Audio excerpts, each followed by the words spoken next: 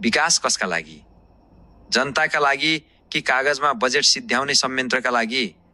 ग्वारको लुभु लामाटार हुँदै पनौती जोड्ने यो सडक, जसको इतिहास करिब 70 वर्ष पुरानो छ। विक्रम सम्वत 2011 साल अर्थात् सन् 1954 देखि निर्माण कार्य सुरु भई ट्र्याक खोलिएको यो मार्ग आजसम्म पनि न्यूनतम मापदण्ड अनुसार स्तरोन्नति हुन सकेको छैन। हरेक आर्थिक वर्षमा बजेट विनियोजन हुन्छ, कागजमा काम देखिन्छ, तर जमिनमा अवस्था जस्ताको तस्तै छ।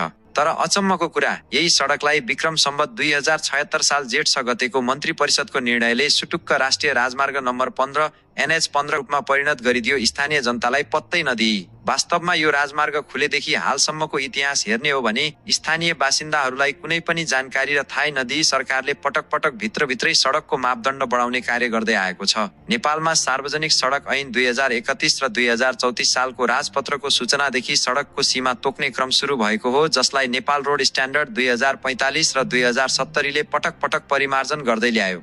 यही कानुनी छिद्रको आडमा हिजो 18 मिटर वा सहायक सडकको मापदण्डमा रहेको यो बाटोलाई अहिले राष्ट्रिय राजमार्गको नियम लादेर दायाँ बायाँ 25-25 मिटर अर्थात् कुल 50 मिटर र फुटपाथ सहित 62 मिटर चौडा बनाउने खेल रचिएको छ। यसको सोझो असर अहिले यहाँका स्थानीयले भोगिरहेका छन्। हिजो 18 मिटर भनेर मूल्याङ्कन गर्ने भ्यालुएटरहरू आज 25 मिटर काटेर मात्र जग्गाको भ्यालुएसन गर्छन्। ब्याङ्कले तेरो सम्पत्ति राजमार्गमा पर्छ भन्दै ऋण दिँदैन।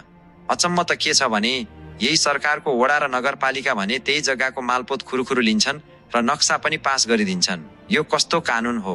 बिना मुआब्जा नागरिकको सम्पत्ति बन्धक बनाउने अधिकार राज्यलाई कसले दियो?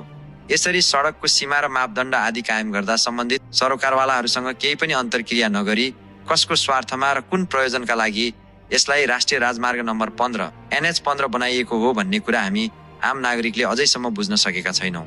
यो केवल जग्गाको कुरा होइन, यो यहाँका हजारौं रैथानेहरूको सामाजिक, सांस्कृतिक र आर्थिक सभ्यतासँग जोडिएको सवाल हो। यसै पनि काभ्रे क्षेत्र कृषि, पशुपालन र दुग्ध उत्पादनको पकेट क्षेत्र हो, जसले राजधानी काठमाडौँका हरेक भान्साको स्वाद निर्धारण गरिरहेको छ। यहाँका आम नागरिकले दिनरात दुःख सुख गरेर, खेती किसानी र पशुपालन गरेर, दुध र तरकारी बेचेर अनि कतिपयले वैदेशिक रोजगारीको सिलसिलामा रगत पसिना बगाएर जीवनमा एकचोटि मात्रै जग्गा खरिद गर्ने, एउटा घर निर्माण गर्ने र सानो पसल व्यवसाय गरेर भविष्यको सुन्दर सपना बुनेका हुन्छन्।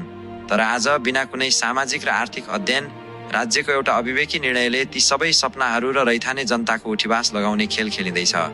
अहिलेको समयमा यो 62 मिटर चौडा हाइवेको औचित्य के त? जब द्रुत मार्ग पूर्ण रूपमा सञ्चालनमा आउँदा BP हाइवेको ट्राफिक चाप आफै घट्नेछ। अर्कोतर्फ सूर्यविनायक धुलीखेल छ, लेन सडक विस्तार भइरहेकै छ। काभ्रे र पूर्व जोड्ने बलिया विकल्पहरू हुँदाहुँदै